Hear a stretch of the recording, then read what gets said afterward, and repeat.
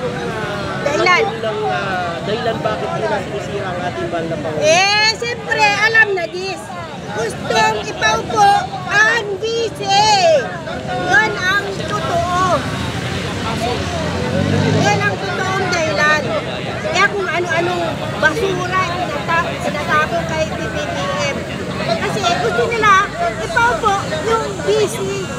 Kasi paano natin kung siyang uupo, wala nga nagagawa sa DepEd. Tapos ipaupo natin ng Malacanang, paano nila tayo? Mas lalong walang mangyayari sa Pilipinas. Totoo. Diba?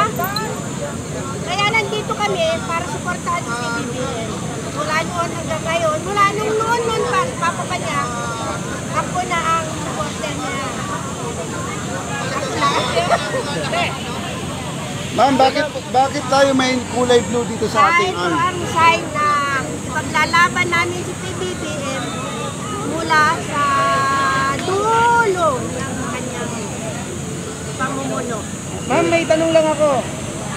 Kasi sinasabi ng ibang kampo rito, ang mga nagpupunta raw dito ay mga bayaran. No, wala nga kaming tubig. Namasahe pa kami pumunta dito, kanya-kanyang pamasahe. Anong bayaran? Hindi kami bayaran. Hindi kami bayaran. Yan ang masasabi ko. Lahat ng mga tao dito, walang bayaran dito. Ano pong grupo niyo, ma'am? IBP din po ba kayo? OMI. OMI. So ayan mga kababayan, sa mga umiiyak dyan, patong aratilis, huwag ka nang umiyak. Maglaw-law ka na naman, maglaw-law.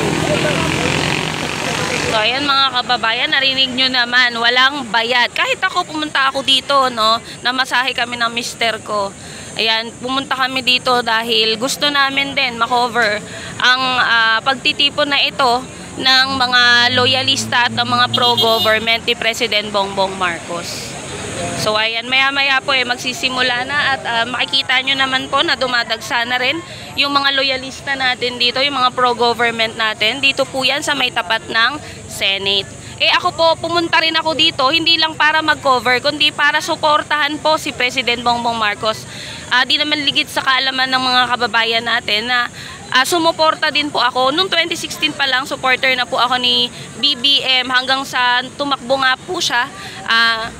Ito po, naging presidente, nanalo, at ngayon po, hanggang ngayon, sumusuporta pa rin po tayo, no, kay President Bongbong Marcos. At yung panawagan po ng mga kababayan natin, ng mga loyalista at ng pro-government na papasukin ng ICC, nakikiisa po ako doon. Kasi naniniwala po ako na dapat talaga pagbayaran ng previous administration yung mga nabiktima po, yung doon sa drug on war, yung sa war on drugs, I mean.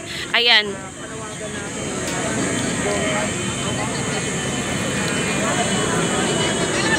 Siyempre kasama po din natin dito yung mga pro-government po natin na mga vloggers po, no? Siyempre yan mga yan, suportado din po niya ng Administrasyong Marcos. At nakikiisa rin po sila, ito nga sa panawagan po ng mga loyalista natin, ng mga pro-government natin na papasukin nga po ang ICC. Kasi sobra na talaga mga kababayan ayan no. Sobra na kasi yung ginagawa talaga ni ex-President Duterte. Hindi lamang sa mga nabiktima ng EJK, pati na rin po sa pang-aalipusta, sa pangyuyurak, sa paninira kay PBBM, sa Marcos administration. Kaya dapat na talagang tuldukan itong ginagawang kabastusan ng mga Duterte.